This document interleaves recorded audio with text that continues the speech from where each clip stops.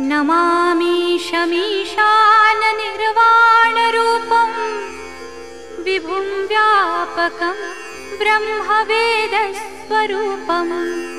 अजं निर्गुणं निर्विकल्पं निरीहं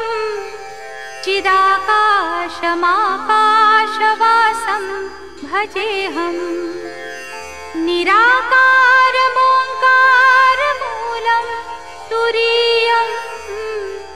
गिराज्ञानगोतीतमीशं गिरीशं करालं महाकालं कृपालुं गुणागारसंसारपारं नतोऽहम् तुषाराद्रिसङ्काश गौरं गभीरं मनोभूतकोटिप्रभाश्रीशरीरं स्फुरन्मौलिकल्लोलिनी चारुगङ्गा लसद्भालबालेन्दुकण्ठे भुजङ्गा चलत्कुण्डलं भ्रूसुनेत्रं विशालं प्रसन्नाननं नीलकण्ठं दयालुं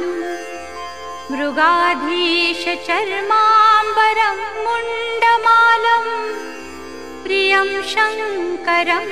सर्वनाथं भजामि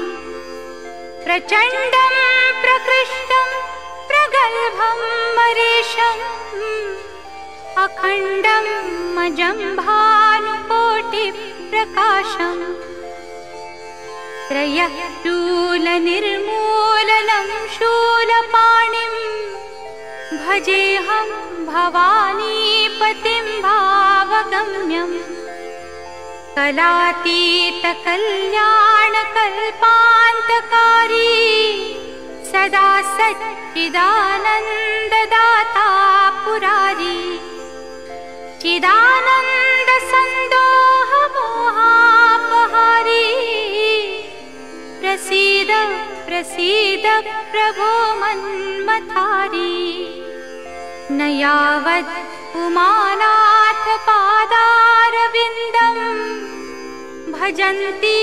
हलोके परे वा नराणाम् न तावत् सुखं शान्ति सन्तापनाशं प्रसीद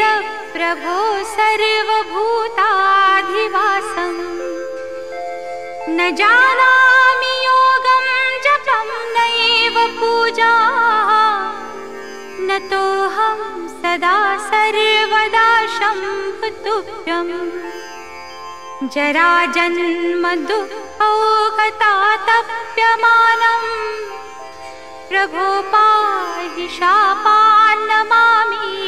शम्भो रुद्राष्टकमिदं प्रोक्तं विप्रेण हरतुष्टये